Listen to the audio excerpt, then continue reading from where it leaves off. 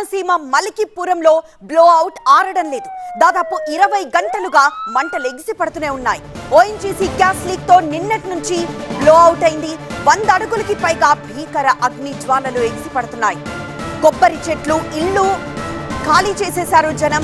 మరోవైపు ఆ చుట్టుపక్కలున్న ప్రాంతం అంతా మొత్తం దట్టమైన పొగాలుముకుంది. మరోవైపు ఆ చుట్టుపక్కలున్న కొబ్బరి చెట్లు తగలపడిపోతున్న దృశ్యాన్ని చూస్తున్నాం. బ్లోఅవుట్ కి కిలోమీటర్ పరిధిలో అధికారులు ఇళ్లని ఖాళీ చేయించారు. ఇక బావిలో 40,000 క్యూబిక్ మీటర్ల గ్యాస్ ఉన్నట్లు అంచనా వేశారు. మంటలు ఎప్పుడు అదుపులోకి వస్తాయో చెప్పలేమంటున్నారు కలెక్టర్. 5 రోజులైనా పట్టొచ్చు అంటున్నారు రాజోలు ఎమ్మెల్యే వరప్రసాద్. మలికిపురం బ్లోఅవుట్ పై సీఎం చంద్రబాబు కూడా ఆరా తీశారు. ఎప్పటికప్పుడు పరిస్థితిని సమీక్షించాలని మంత్రులకు ఆదేశించారు. ఇక కరెంట్ కట్ తో రాత్రంతా అంధకారంలోనే ఉన్నాయి పలు గ్రామాలు. అయితే బ్లోఅవుట్ కి కారణం మానవ టెక్నికల్ సమస్య. నిజాలు ఏవైనప్పటికీ ప్రస్తుతం అక్కడి పరిస్థితి మాత్రం నివురుగప్పిన ముప్పులా ఉంది. ఓఎన్జీసీ టెక్నికల్ టీమ్స్ సహా పోలీసులు, ఫైర్ టీమ్స్ ఆధ్వర్యంలో ఆపరేషన్ అయితే కొనసాగుతోంది.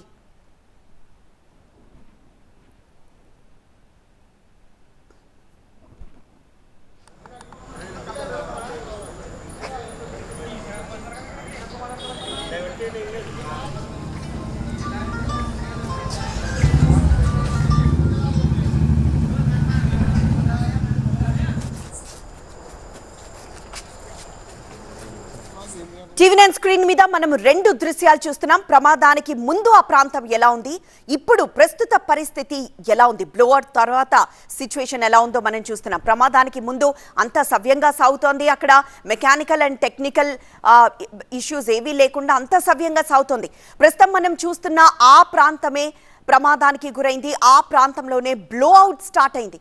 అయితే ప్రస్తుత పరిస్థితిని కూడా చూస్తున్నాం. ఆ ప్రాంతం అంతా ఇప్పుడు మొత్తం మాడి మసైపోయినట్లే లెక్క. ఎందుకంటే 20 గంటలుగా మంటలు ఏమాత్రం అదుపులోకి రావడం లేదు.